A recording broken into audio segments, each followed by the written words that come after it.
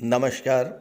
ज्ञान, धन, संतान, विवाह, भाग्य, मान सम्मान के कारक देवताओं के गुरु देवगुरु बृहस्पति 24 नवंबर 2022 को प्रातः 4:35 पर मार्गी हो रहे हैं। जो दर्शक मेरे चैनल से जुड़े हुए हैं वो तो समझ रहे होंगे कि मार्गी और वक्री अवस्था में क्या अंतर होता है, लेकिन जो दर्शक पहली बार इस चैनल से जुड़ रहे हैं उनके लिए बता दूं कि देवगुरु बृहस्पति 29 जुलाई को मीन राशि में वक्री हो गए थे और पूरे 119 दिन के बाद 24 नवंबर को मीन राशि में ही वक्री से मार्गी होने जा रहे हैं और 21 अप्रैल 2023 तक पूरे 149 दिन तक मीन राशि में ही मार्गी रहेंगे। जब कोई ग्रह वक्री अवस्था में गोचर करता है तो उसकी गति धीमी हो जाती है, अपनी सामान्य गति से धीमी गति से भ्रमण करता है और ऐसी स्थिति में अपना पूरा फल देने में सक्षम नहीं होता। दूसरी महत्वपूर्ण बात यह भी है कि वक्री अवस्था में कोई भी ग्रह जिस भाव में गोचर करता है उससे एक भाव पहले का भी फल देता है। मार्गी होने पर पुनः अपनी सामान्य गति से गतिमान होता है कोई भी ग्रह और अपना पूरा फल देने में सक्षम होता है। इस गोचर की दूसरी जो महत्वपूर्ण बात है वो ये है कि 2022 के बाद अब 12 वर्षों के बाद ही देवगुरु बृहस्पति मीन राशि में स्वराशि में गोचर करेंगे। 21 अप्रैल के बाद अब जब दोबारा मीन राशि में आएंगे तो पूरे 12 वर्ष लगेंगे।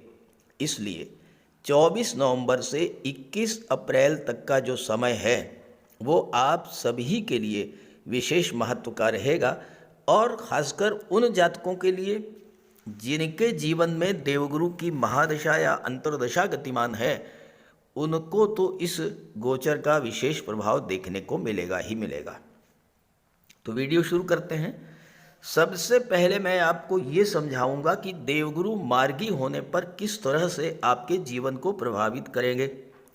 साथ ही इस बिंदु पर भी चर्चा करेंगे कि वक्री अवस्था में देवगुरु के गोचर के कारण आपके जीवन में क्या क्या समस्याएं आई थी।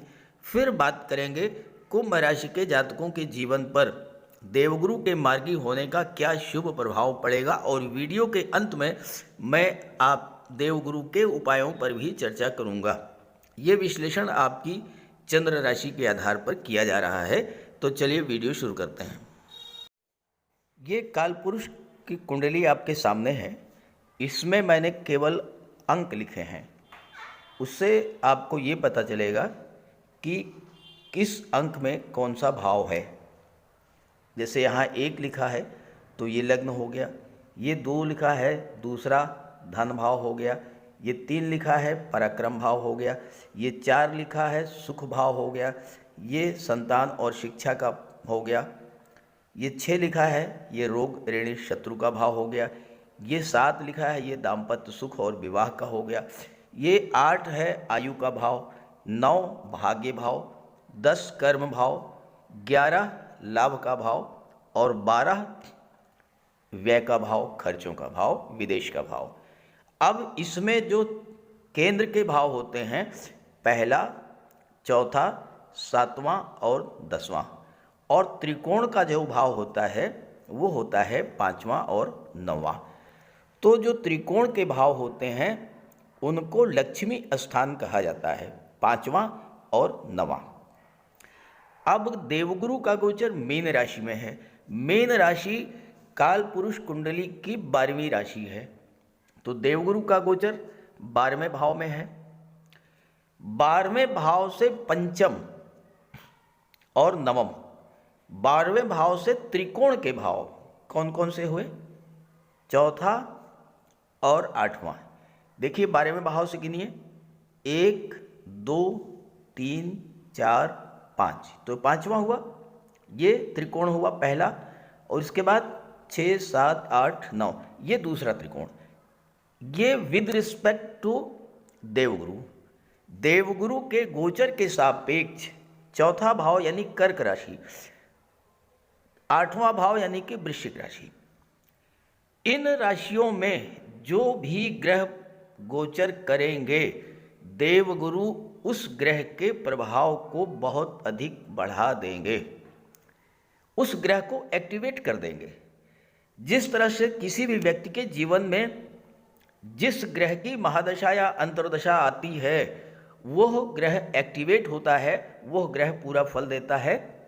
ठीक इसी तरह देवगुरु जब मार्गी हो जाएंगे तो कर्क राशि और वृश्चिक राशि में जो भी ग्रह गोचर करेंगे, उन ग्रहों को एक्टिवेट कर देंगे। अब आप एक उदाहरण से इस बात को समझें। देवगुरु 12वें भाव में है। अब ये चौथा भाव है, इसमें वर्तमान में किसी ग्रह का गोचर नहीं है। जो 8वां है यानी कि जो वृश्चिक राशि है, इसमें शुक्र का गोचर है और बुध का गोचर है। इस समय शुक्र क्या है? 7वें भाव के स्वामी भी हैं। 7वां भाव क्या है? विवाह और दाम्पत्य सुखों का है। तो इस गोचर काल में विवाह के प्रबल योग बनेंगे। वह जातक जिसकी कुंडली के 12वें भाव में देवगुरु का गोचर है, उस व्यक्ति के विवाह के प्रबल योग बनेंगे।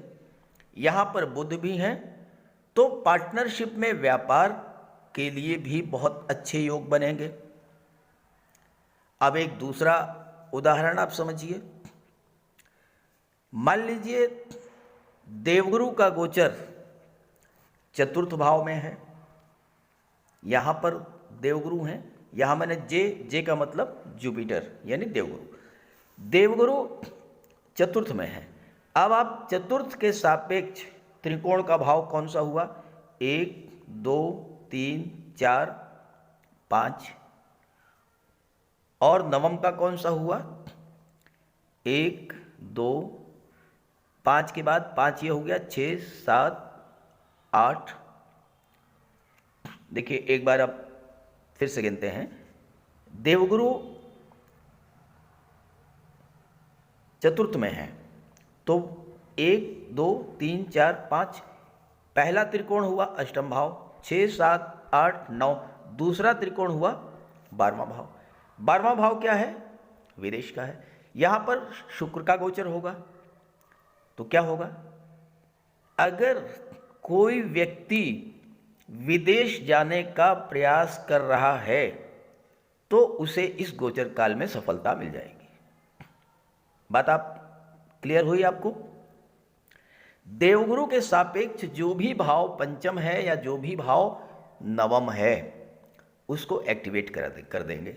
अब देवगुरु के सापेक्ष त्रिकोण पहला कौन सा है? अष्टम भाव। अष्टम भाव क्या है? गुप्त धन का है। तो गुप्त धन की प्राप्ति के योग बनेंगे। ऐसा धन जो आपने कमाया नहीं है, बिना किसी परिश्रम के आपको मिल जाए। अब सपोज कीजिए किसी व्यक्ति की कुंडली में देवगुरु का गोचर 7th भाव में है, तो 7th भाव के सापेक्ष त्रिकोण कहाँ बने? 1 2 3 4 5। ये 11वां भाव हो गया पहला त्रिकोण, 6 7 8 9। और पराक्रम भाव हो गया दूसरा त्रिकोण।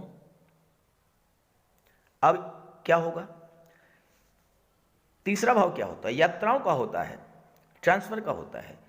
कोई व्यक्ति नौकरी में है, वो ट्रांसफर चाहता है, ट्रांसफर हो जाएगा। अगर एफर्ट करेगा, निश्चित रूप से उसका ट्रांसफर हो जाएगा। आप इस बात को आजमा के देखिएगा। देवगुरु पहला त्रिकोण लाभ का भाव है। संतान का आप अपने विवाह करना चाहते हैं, विवाह हो जाएगा। आपकी कोई इच्छा है जिसे कि बहुत दिनों से आप पूरा नहीं कर पा रहे हैं, इस गोचर काल में आपकी वो इच्छा पूरी होगी, क्योंकि देवगुरु एकादश भाव को एक्टिवेट कर देंगे, लाभ के भाव को एक्टिवेट कर देंगे। तो ये इस तरह से देवगुरु कार्य करेंगे, इस तरह से आपको लाभ देंगे। अब आइए इसी के आधार पर देखते हैं कि देवगुरु का गोचर किस राशि में, किस भाव में है और उसी के आधार पर हम इसका विश्लेषण करेंगे।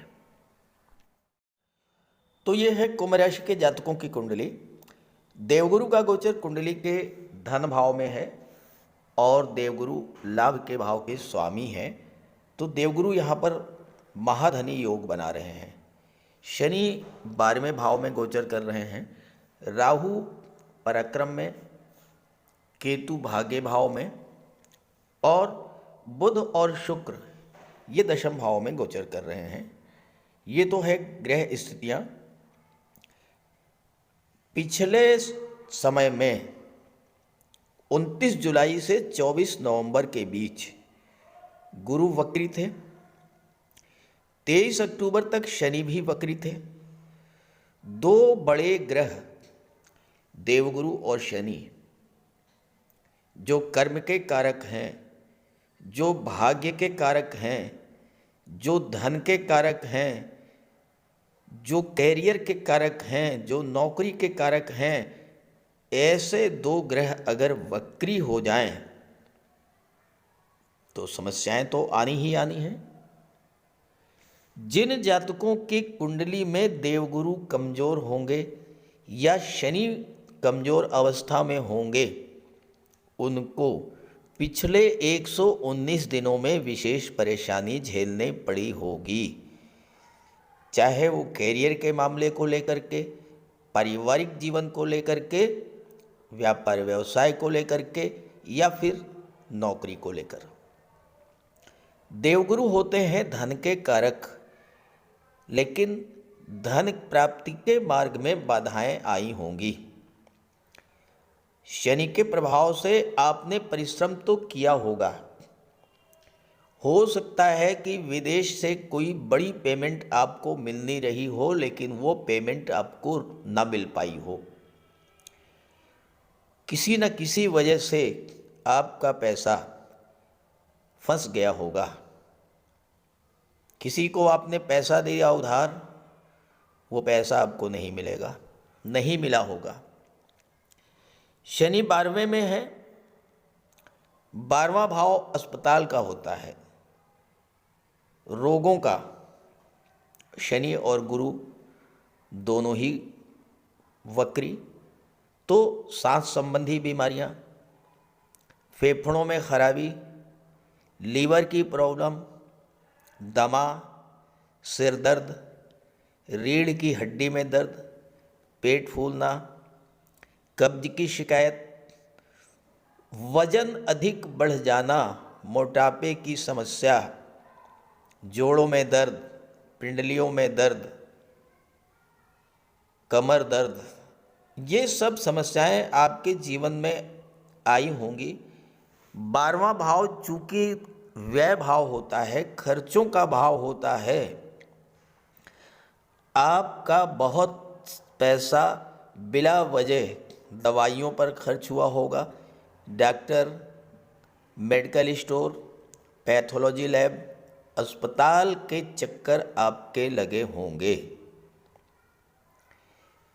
शनि की दृष्टि छठे भाव पर, देवगुरु की दृष्टि भी छठे भाव पर। छठा भाव नौकरी का होता है। नौकरी को लेकर किए जा रहे प्रयासों में भी शिथिलता आई होगी। छठा भाव कर्ज का होता है और बिला वजह अनायास आपके खर्चे बढ़े होंगे और हो सकता है कर्ज भी आपको लेना पड़ा हो। शनि कर्म के कारक होते हैं। शनि के वक्री होने के कारण कार्यों की गति मंद हो जाना, कार्यों में रुकावट, बनते बनते काम बिगड़ जाना, ये सब समस्याएं आपके साथ हुई होंगी। शनि की दृष्टि दूसरे भाव पर पड़ी और यहाँ पर गुरु भी वक्री। दूसरा भाव परिवार का होता है, तो परिवार के सदस्यों के बीच, मित्रों पड़ोसियों के बीच या पति पत्नी के बीच छोटी छोटी बात को लेकर के विवाद की स्थिति बनी होगी और उस विवाद ने उग्र रूप धारण कर लिया होगा। देवगुरु विवाह के कारक होते हैं। विवाह में या तो बाधा आई होगी या फिर देरी हुई होगी। विवाह से संबंधित रिश्ते तो आए होंगे लेकिन वो फाइनलाइज नहीं हो पाए होंगे। नौकरी में अगर आप हैं तो पद प्रतिष्ठा प्रमोशन में भी देरी हुई होगी। ये अगर ऐसा आपके साथ हुआ हो और जिनके जीवन में शनि या गुरु की महादशा या अंतर्दशा चल रही है तो उनके साथ कुछ ना कुछ जरूर हुआ होगा, और हुआ हो तो ज़रूर कमेंट करके बताइएगा ताकि आपके साथियों को, आपके मित्रों को ग्रहों के प्रभाव के बारे में जानकारी हो सके। जो बीत गया, जो सामने है, जो आने वाला है, तीनों में सामंजस्य बिठाते हुए, ग्रहों का उपाय करते हुए अपने जीवन में खुशियां ला सकें। तो चलिए बात करते हैं गुरु मार्गी होने के बाद अब क्या परिवर्तन आएगा आपके जीवन में। चलिए अब बात करते हैं 24 नवंबर से 21 अप्रैल के बीच की। देवगुरु 12वें भाव में है, दूसरे भाव में है, लाभ के भाव के स्वामी हैं। ज्योतिष शास्त्र का सिद्धांत है अगर लाभ के भाव का स्वामी धन के भाव में गोचर करे तो महाधनी योग बनता है। यहाँ पर 11वें भाव लाभ के भाव के स्वामी कौन है? देवगुरु।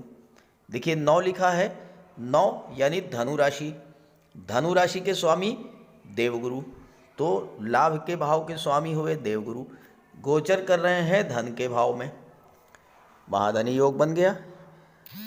धन संबंधी जो समस्याएं थी वो अब आपकी दूर हो जाएंगी। शनि विदेश भाव में है, विदेश से जो धन आपको प्राप्त होना था, जो पैसा आपको मिलना था, किसी वजह से नहीं मिल पाया था, वो पैसा आपको मिल जाएगा। शनि मार्गी हो चुके हैं, अस्पताल के, मेडिकल स्टोर के खर्चे बंद हो जाएंगे।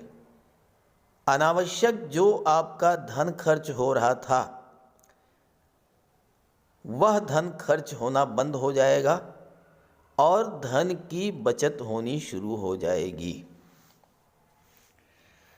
देखिए त्रिकोण का भाव है पंचम और नवम, लेकिन हम देवगुरु के सापेक्ष, चूंकि हम बात कर रहे हैं देवगुरु के गोचर की, देवगुरु के सापेक्ष अगर त्रिकोण का भाव देखें पंचम और नवम, तो पंचम भाव बना छठा भाव, 1 2 3 4 5, छठा भाव बना पंचम भाव, पहला त्रिकोण।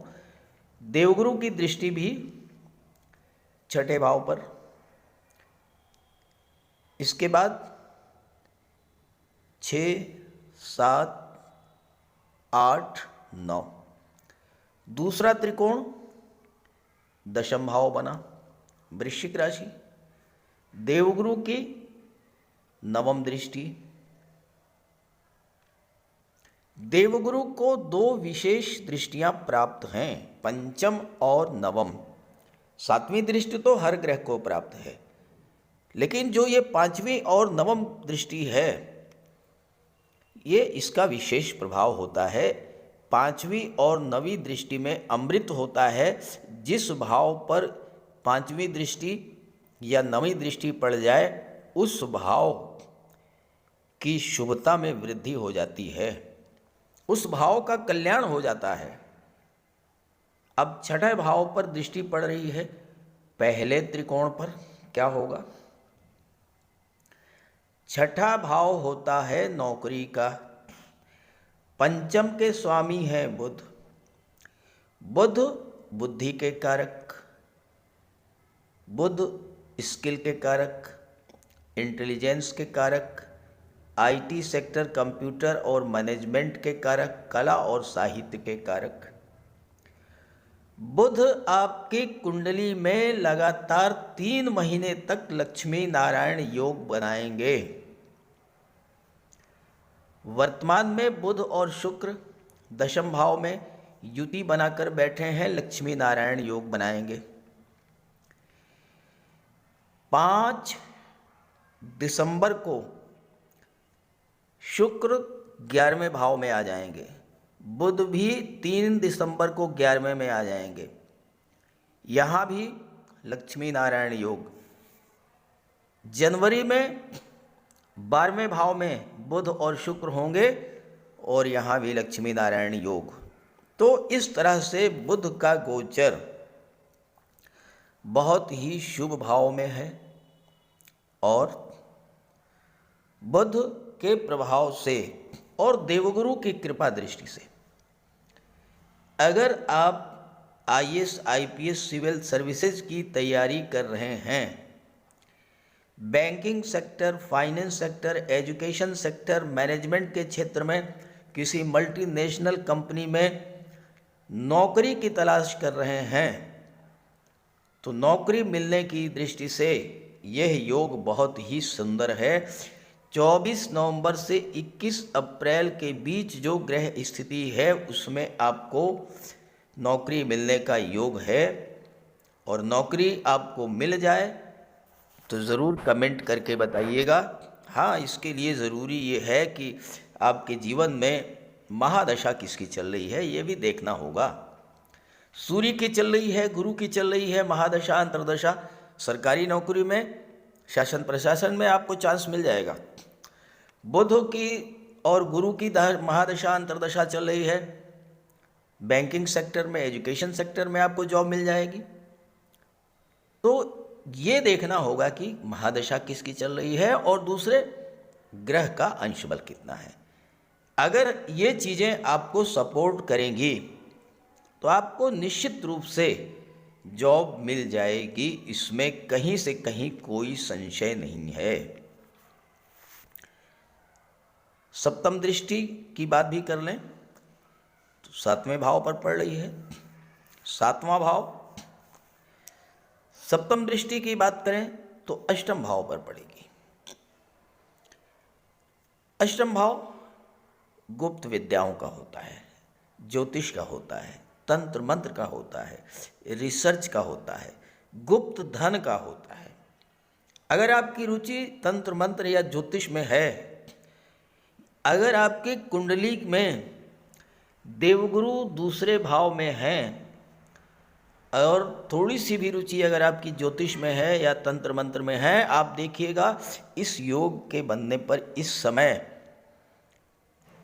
आप बहुत तेजी से ज्योतिष या तंत्र मंत्र का ज्ञान प्राप्त करेंगे। कोई योग्य गुरु आपको मिल जाएगा जो कि आपको ज्योतिष की जानकारी देगा, जो आपको तंत्र मंत्र की जानकारी देगा और ऐसे ही रिसर्च के क्षेत्र में भी एक अच्छा गाइड आपको मिलेगा जो आपको सफलता की सीढ़ियाँ चढ़ाता चला जाएगा। अष्टम भाव गुप्त धन का होता है और आप नोट करिए इस गोचर काल में 149 दिन के भीतर आपको कहीं न कहीं से गुप्त धन की प्राप्ति होगी। एक ऐसा पैसा जिसके लिए आपको परिश्रम न करना पड़ा हो, बिना प्रयास के, बिना मेहनत के जो धन आपको मिल जाए उसे कहते हैं गुप्त धन। अब आपने कोई शेयर खरीदा, उसका पैसा आपको मिल सकता है। कोई बीमा पॉलिसी ली, मैच्योर हो गई, वो पैसा आपको मिल सकता है। आपने बैंक में कोई एफडी कराई, वो मैच्योर हो गई, वो पैसा मिल सकता है। अचानक से लॉटरी से कोई पैसा, शेयर से कोई पैसा, वसीयत या विरासत के माध्यम से कोई पैतृक संपत्ति, इस तरह की चीज़ें आपको इस गोचर काल में मिल सकती हैं। अब बात कर लेते हैं दूसरे त्रिकोण के बारे में। देवगुरु के सापेक्ष जो दूसरा त्रिकोण है वो बन रहा है दशम भाव।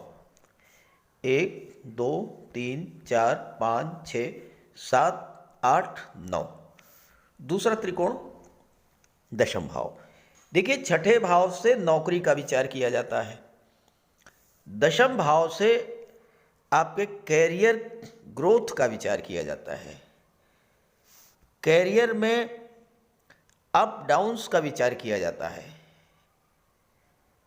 नौकरी, व्यापार, इंडस्ट्री, फैक्ट्री, किसी भी क्षेत्र में हैं आप, उसमें क्या क्या अप डाउन्स होंगे, क्या क्या प्रॉब्लम्स होंगी, कैसे ग्रोथ होगी, कब ग्रोथ होगी, इसका विचार दशम भाव से किया जाता है। 24 नवंबर से 21 अप्रैल तक देवगुरु की नवम दृष्टि भी पड़ रही है और देवगुरु से त्रिकोण के भाव पर भी है दशम भाव। तो पद, प्रतिष्ठा, प्रमोशन के दृष्टि से ये समय अत्यंत उपयुक्त है। यहाँ पर शुक्र का गोचर है, शुक्र भाग्य भाव के स्वामी हैं। इस समय भाग्य आपका साथ देगा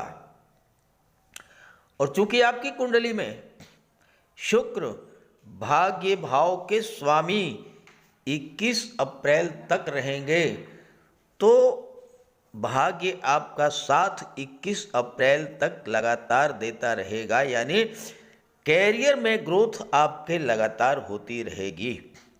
और बुध शुक्र लक्ष्मी नारायण योग भी लगातार अगले 3 महीनों तक बनाएंगे तो कैरियर से धन की प्राप्ति भी आपको होती रहेगी। अब एक महत्वपूर्ण बात और मैं आपको बता दूं, राहु 22 नवंबर से महाबली हो रहे हैं और मैंने राहु पर एक वीडियो बनाया है, राहु होंगे महाबली, आप उसको देखिएगा, बहुत कुछ आपको सीखने को समझने को मिलेगा उसमें। आपको राहु के भाव से त्रिकोण का भाव जो हो रहा है वो 11वां भाव हो रहा है। कर्म के भाव से त्रिकोण का भाव है देवगुरु से, राहु पर नियंत्रण होता है देवगुरु का और देवगुरु बली होते हैं तो राहु भी बली होते हैं। राहु क्या है? राहु डर, भय, चिंता, अवसाद, डिप्रेशन, ये राहु का नेगेटिव एस्पेक्ट है। राहु का पॉजिटिव एस्पेक्ट क्या है? विस्तार, एक्सपेंशन। राहु एक्सट्रीम को शो करते हैं, थोड़े में संतुष्ट नहीं होते, बुलंदी पर पहुंचाना चाहते हैं। अब आप करके देखिए, 24 नवंबर से 21 अप्रैल के बीच में देवगुरु और राहु का जो संबंध है 2-12 का, इसका आप एक प्रयोग करके देखिए। अपने कार्य व्यवसाय का विस्तार करके देखिए, बिल्कुल निडर होकर के, डर को निकाल दीजिए कि व्यापार व्यवसाय को बढ़ाएं, कहीं ऐसा ना हो कि नुकसान हो जाए, ये डर निकाल दीजिए। गुरु और राहु दोनों ही बहुत अच्छी स्थिति में हैं इस समय। बेखौफ निडर होकर के अपने कार्य क्षेत्र का विस्तार कीजिए। अब देखिए, आने वाले 149 दिन आपके कार्य क्षेत्र के दृष्टि से, धन की दृष्टि से अत्यंत शुभ और श्रेष्ठ होने जा रहे हैं। एक बात और आपको ध्यान में रखनी होगी, कार्य क्षेत्र का विस्तार करें, व्यापार व्यवसाय में पैसा लगाएं, नए पार्टनर शामिल करें, कोई नई इंडस्ट्री लगाएं, नया व्यापार शुरू करें, नई नौकरी ज्वाइन करें, कुछ भी करें, गोपनीयता, सीक्रेसी भंग नहीं होनी चाहिए, क्योंकि राहु सीक्रेसी के कारक होते हैं। अगर आपने अपनी प्लानिंग, अपनी योजना किसी से डिस्क्लोज कर दी तो आपको राहु का नेगेटिव इफेक्ट तुरंत झेलना पड़ जाएगा।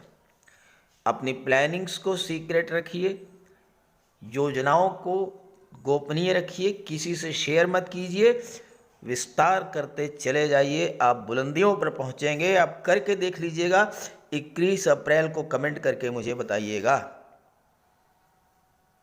इस गोचर का और भी अधिक श्रेष्ठ फल मिले, इसके लिए आप देवगुरु का उपाय जरूर कीजिएगा। बात करते हैं देवगुरु के उपायों पर। कुंडली में देवगुरु बृहस्पति का बहुत ही महत्वपूर्ण स्थान है, क्योंकि देवगुरु कुंडली के पंचम और नवम भाव के कारक होते हैं। पंचम भाव से संतान का विचार किया जाता है, शिक्षा का विचार किया जाता है, और नवम भाव से भाग्य का विचार किया जाता है। गुरु ग्रह भाग्य के लिए जिम्मेदार माने जाते हैं, और किसी भी कार्य की सफलता के लिए देवगुरु का मजबूत होना बहुत ज़रूरी है।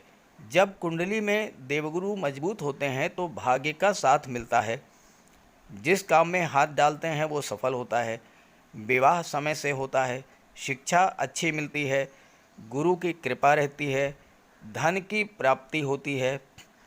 तो देवगुरु के लिए कुछ उपाय बताने जा रहा हूँ, उपाय ज़रूर कीजिएगा। अगर आपकी जन्म कुंडली में गुरु कमज़ोर स्थिति में है तो आपको गुरुवार का व्रत करना चाहिए। स्नान करते समय जल में आधा चम्मच हल्दी डालकर स्नान करें। स्नान के बाद पीले रंग के वस्त्र धारण करें, और साथ ही साथ केसर या हल्दी का तिलक लगाएं। और गुरुवार के दिन भगवान विष्णु की उपासना करें। घर में केले का एक वृक्ष लगा लें, उसकी पूजा करें, उसकी सेवा करें। भोजन में चने के बेसन, चीनी और घी से बने लड्डू का सेवन करें, और अपनी क्षमता के अनुसार पीले वस्त्र, हल्दी, शहद, धार्मिक पुस्तकें, इन सब का दान कर सकते हैं। अगर गुरु ग्रह कमज़ोर है तो पुखराज धारण करें, लेकिन इसके लिए किसी योग्य ज्योतिषी की सलाह ले लें। माता पिता, गुरु और बुज़ुर्गों का सम्मान करें, उनकी देखभाल करें और उनका आशीर्वाद प्राप्त करें। साफ सफाई रखें, गुरु की सेवा करें, और दही और चावल गरीबों को खिलाएं। किसी गरीब को, किसी दिव्यांग व्यक्ति को भोजन कराएं। किसी वृद्धाश्रम में जाकर के वृद्धों के साथ कुछ समय बिताएं, उनकी समस्याओं को जानें, समझें। कोई ज़रूरी नहीं है कि आप धन से ही सहायता करें, तन और मन से भी आप मदद कर सकते हैं दूसरों की, और ऐसा करने से देवगुरु अत्यंत प्रसन्न होते हैं। और जब देवगुरु बलवान होंगे तो आपको पूरा लाभ मिलेंगे। तो ये उपाय करके देखिएगा, लाभ होगा। कमेंट करके बताइएगा ताकि आपके साथियों को भी इसका लाभ मिल सके। नमस्कार।